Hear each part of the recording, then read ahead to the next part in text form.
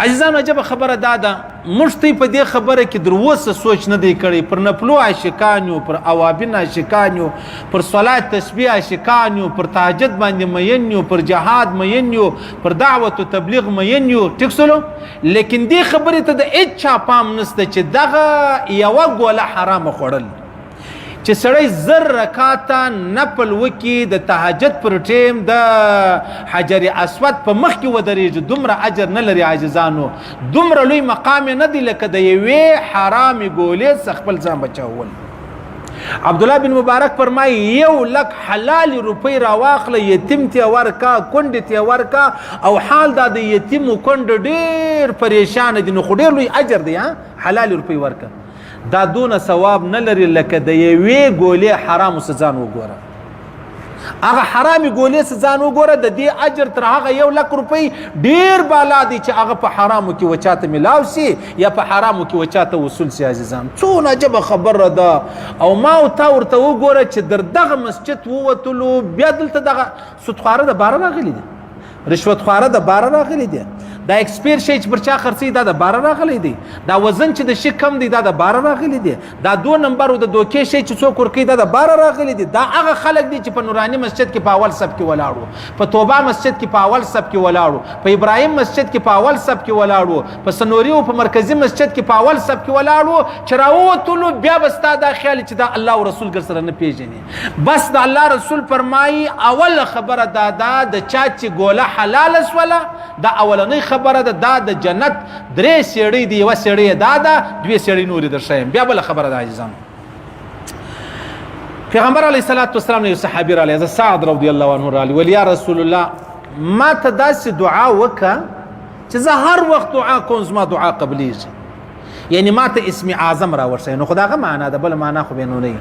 پیغمبر علیه السلام ورته وفرمایلې ته یو کار وکړه بس ستا دعا چې د کله د لاس پورته کوي ستا دعا به ردیږي نه ول څنګه یا رسول الله پیغمبر علیه السلام ورته وفرمایله حلاله ګوله خوره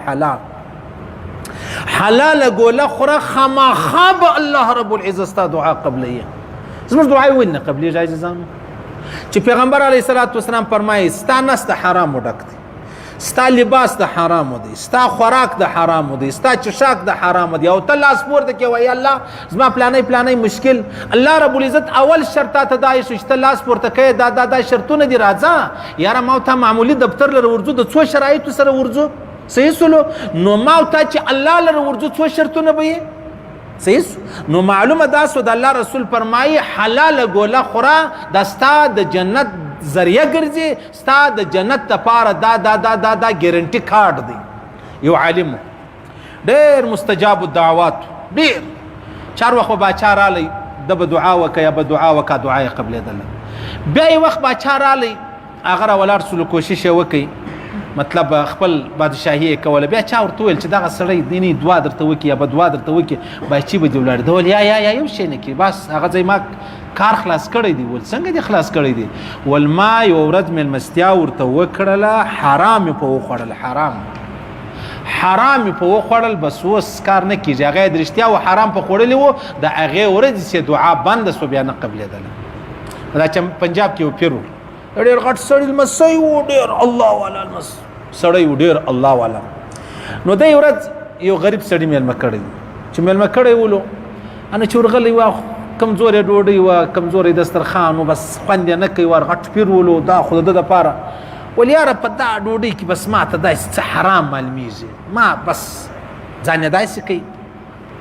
هغه پیر لزوم یې وخت ورغلی یم طالبۍ په شپو کې طالبه خو نوم ډېره ډېره بله کوم کیسه وه نو ورلو پیر صاحب لره ورلو نو بیا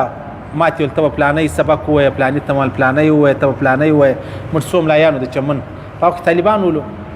نو بیا ما پوښتنه جوړه کړه ماله حضرت ما ته ویل ته په تفسیر کې ډېر مهارت حاصل کړه بل ته ویل ته په فقه کې ډېر مهارت حاصل کړه بل ته ویلې ته په حدیثو کې دا وکړه نو ما ورته حضرت ته څه په پوه سولې دا ته په موږ کې څنګه به پوه سو د لاس داسې اسمان ته کې چې دا الله له جانبه ما ته الهام وسولو نو دا ورلی غریب سړی ډېر پریشان سو ډېر حیران سو یو شی ډوډۍ نه و خوړه بېرته ولاړی بله ورځ بیا ډوډۍ بیا دی رالی یو غټ الله والا رالی چې حضرت په ما خدای فساد وسو نو هغه ورته ویل ته به دی وکړې ولاړ به سې چرګ به هم د غلا پیدا کړې ډوډۍ به هم د غلا پیدا کړې بوتل به هم د غلا پیدا کړې پلانی بل ورځ بیا ډېره زوروره ډوډۍ ورته وکړه ټول شان یې د غلا ورلره راوړلو نو چې کله پر ډوډۍ کښېنستې هغه یې بیا راوغوښتې نو معافي به هم ځینې اخیستې چا بله واره کمزورې ډوډۍ وه چې کښېنستې ول په دغه ډوډۍ کې ماته انوارات محسوسېږي خالي رحمتونه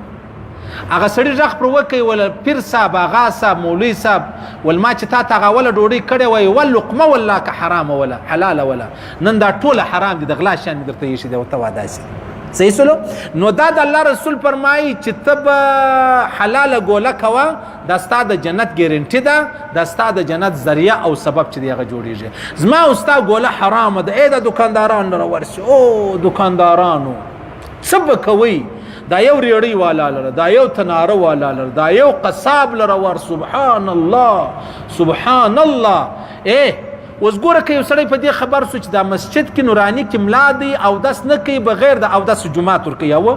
نو به تی څه وایاست څه حال به مې جوړ کړی څونه به حریان یاست څونه توبې به کاږي څونه به غوږونه نسي و خدایه وای مولوي صاحب دی بغیر د اوداسه یې لمونځ ورکوي یوه نو خو ناولده ده ډېره ناولده ده دا ته چې په دا دکانداري کې دو نمبرې کوې دا بیا ستا دغې ناولده خبره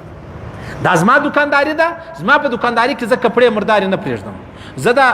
مرداري سزان ګورم زه اودس خامخا کوم زه مسواک خامخا کوم کوشش کوم پیسې پورته کوم کوشش کوم تا ته جمعه شته درکم او ته چې په دکانداري کې یعنې ستا دا خیال دی د الله او رسول خالي په مسجد کې دی د باندې نسته د اسلام لس خبرې دي عاجزانو حضرت عمر فاروق فرمایي نه خبرې چې دي هغه د مسجد باره سره تعلق لري یوه خبره د مسجد سره تعلق لري دا زموږ معاشره چې کومه ده 9% خبرې د معاشرې سره تعلق لري یو فیصد خبره د اسلام هغه د دین سره تعلق هغه مسجد دی صحیح شو موږ به یار په مسجد کې بس ټیک دی الله او رسول یې چې راووتلې بیا د ملا کار نشته د تبلیغي کار نشته د سپین ږیري کار نشته د پلار کار نشته نو بیا خالد ته اندازه ولګوه د هغو خلکو څه حال دی روایتو کې راځي تنوي صاحب فرمایي یو الله والا چې دی هغه